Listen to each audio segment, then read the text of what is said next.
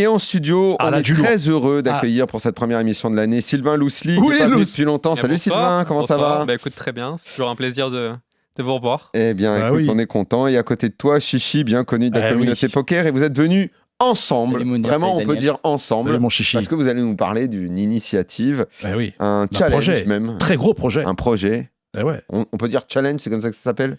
Ouais, c'est un challenge. Ouais. Hein, voilà. Une année pour Crush, les tournois MTT. Alors c'est quoi ce truc ? Alors du coup l'idée c'est pendant un an qui est donc Sylvain Lousli et Flavien Guénan qui vont me coacher pendant un an.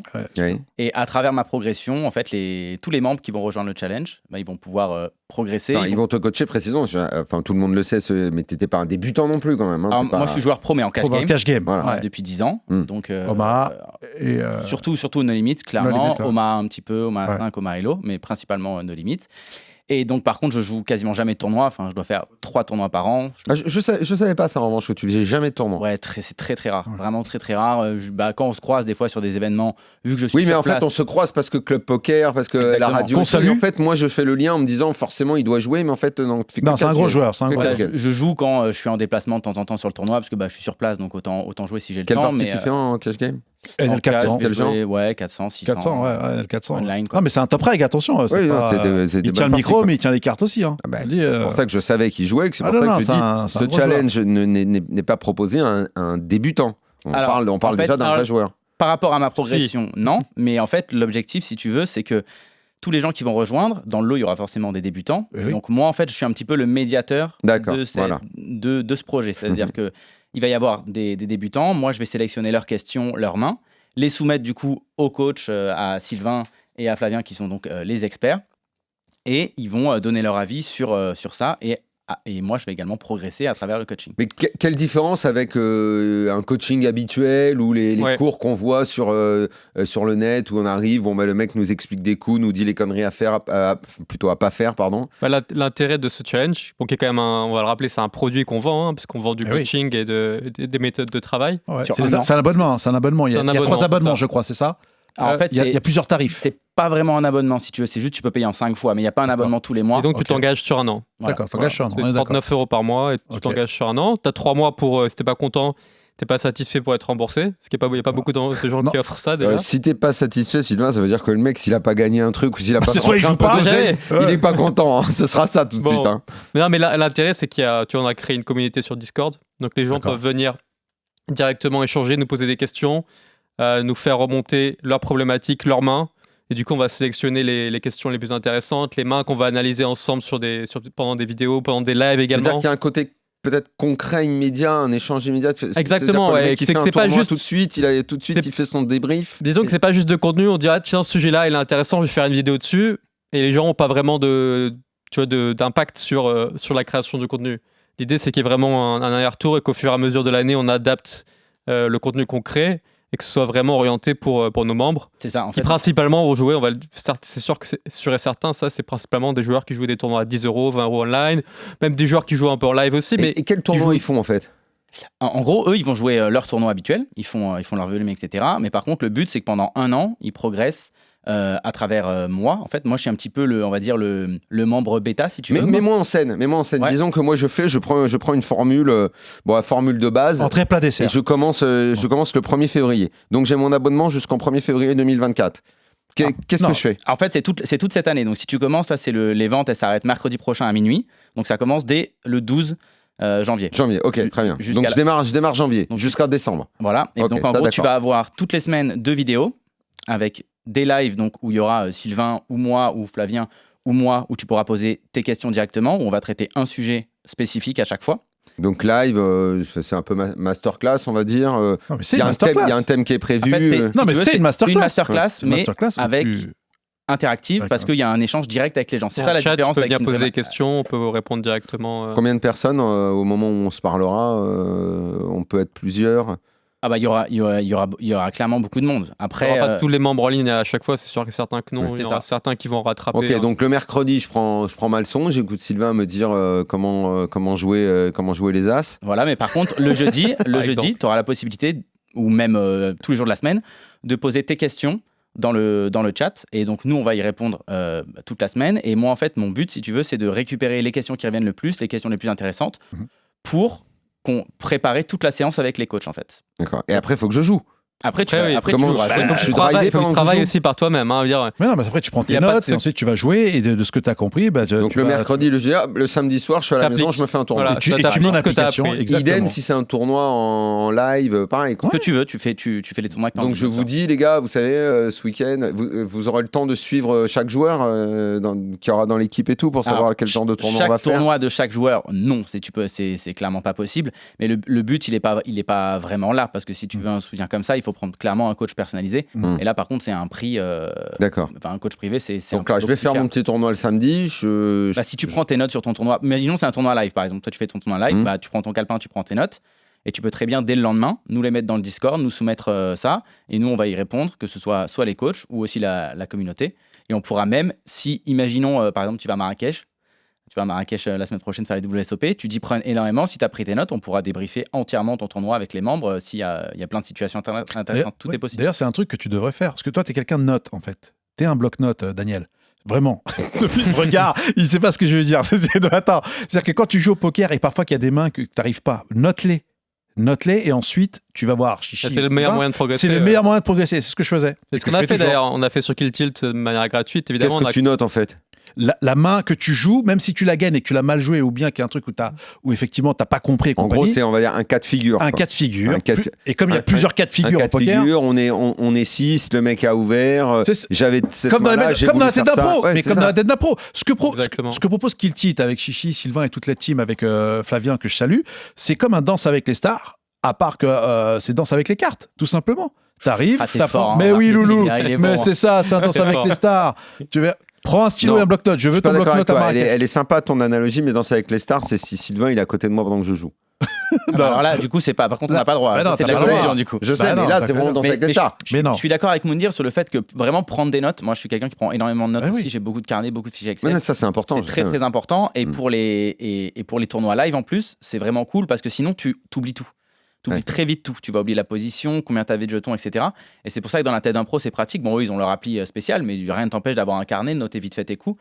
Et je pense que c'est vraiment une très très bonne façon de progresser. Dans la tête d'un pro, c'est un excellent contenu, mais c'est plus, on va dire, divertissant que de l'apprentissage. Parce que derrière, ils t'expliquent comme leur raisonnement, mais tu n'as pas forcément toutes les mécaniques, toutes les bases théoriques qui vont te manquer pour comprendre tout ce qu'ils font, tous les moves qu'ils font. Il avait fait une fois avec Mustapha Kanit face à Davidi, une fois où c'était Davidi qui jouait, et un coup face à Mustapha Kanit, et ensuite ils avaient interviewé, enfin il y a eu un espèce de coach inversé, et puis j'ai trouvé ça ultra intéressant. D'ailleurs, c'est ce que tu fais dans la tête d'un fiche, Daniel, à chaque fois tu notes et tout machin. Et non, mais j'aime bien noter, je joue pas assez pour prendre assez de notes. Mais dis-moi, je me souviens plus, t'as fait Danse avec les stars, toi ? Ouais. C'est bien passé ?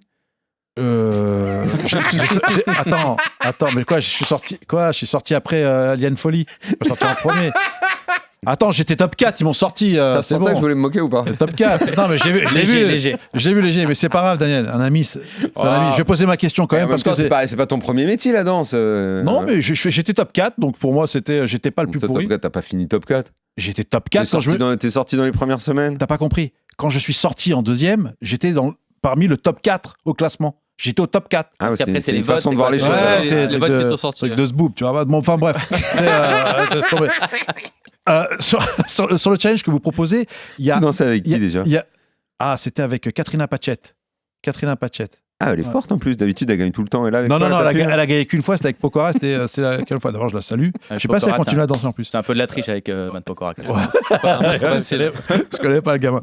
Les amis, moi, sur le challenge que vous proposez, vous avez 3 tarifs. Il y en a un qui est à 249, un à 469 et un autre à 639. 639, on a Sylvain qui vient manger à la maison une fois par semaine ou pas? Non, mais c'est à l'année, on précise. Oui. Encore heureux. J'allais finir. Donc, c'est à l'année. Alors, quelle est la différence entre le prix qui est premium et celui qui commence au plus bas? Alors, je vais laisser Sylvain. Vas-y, mon Sylvain. Tu veux que je le fasse? Ouais, vas-y. Alors, je sais que le prix le plus élevé, c'est quand tu as la masterclass aussi. Ouais, c'est ça. C'est que là, en fait, il y a 2 produits. C'est-à-dire 249, c'est la masterclass. D'accord. Et là, pour le coup, la masterclass, tu as tout un contenu, mais il n'y a pas cette interactivity qu'il va y avoir dans le challenge pendant un an. Le prix du milieu, du coup, que tu nous as donné à 460, c'est le challenge pendant un an. Donc là, avec toute l'interaction, etc. Et en fait, le plus gros, donc 639, c'est les deux. Tu auras la masterclass et tout le contenu. En sachant que la masterclass, là, elle est en promo en ce moment. Mais ça, c'est un contenu qui est stand-alone. Tu peux le consommer quand tu veux, à ton rythme. Et c'est du contenu à la fois technique, stratégique que moi j'ai créé. Et il y a une partie aussi de Simon, aka Peanuts. D'accord, Peanuts.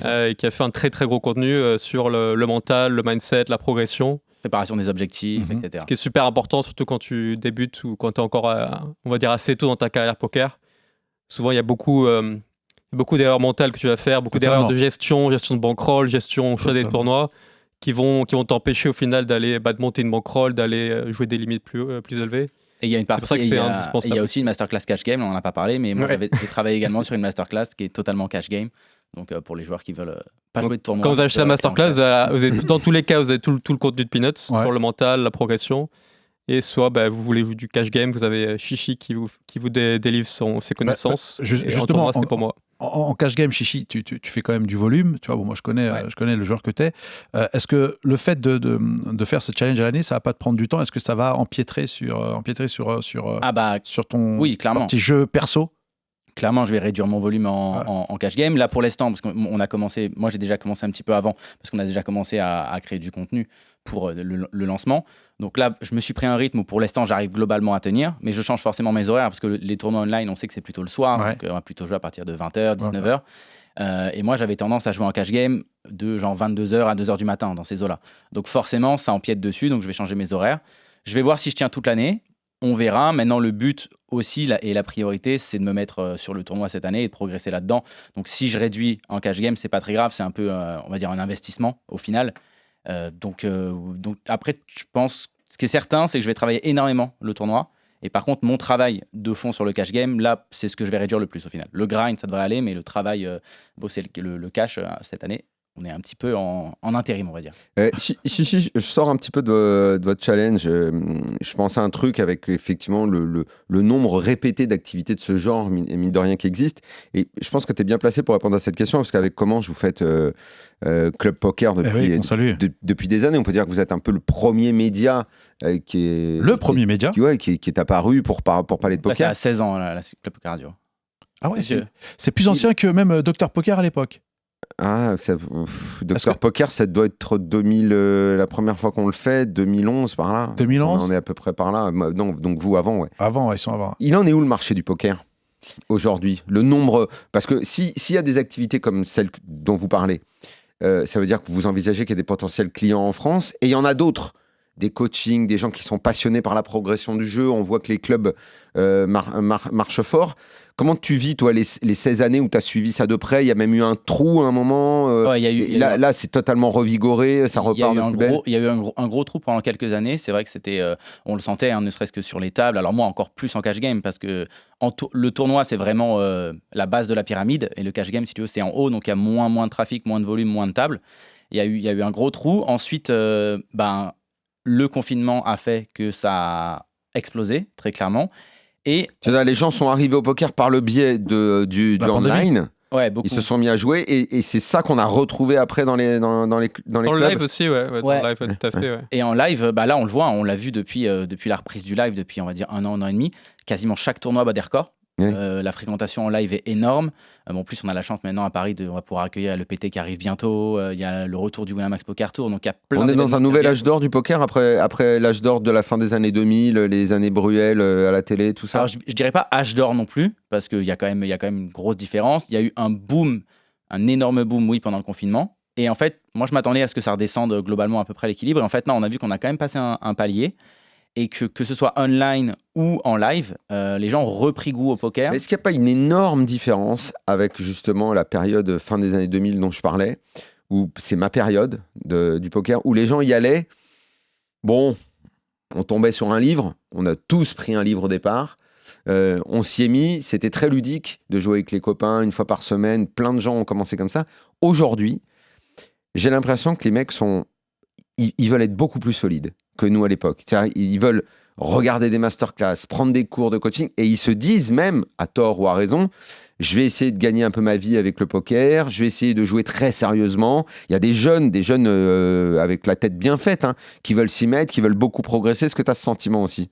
Alors, j'ai sentiment, de toute façon, on le voit, et que ce soit vous qui accueillez ici des joueurs pros ou nous à la CP Radio, c'est pareil. On est baigné aussi par ce milieu professionnel et on a vu que le poker s'est vraiment professionnalisé, que ce soit sur les tables. Mais ne serait-ce que le nombre de joueurs, hein, Sylvain et toute la bande, tous ceux qui viennent ici sans arrêt, à la fin des années 2000, les joueurs français, on n'est pas à des tous les masses, niveaux, que ce soit maintenant, on réfléchit à son sommeil, à sa nutrition, enfin plein d'aspects qui sont liés typiquement au sport professionnel, que ce soit des coachs mentaux, etc.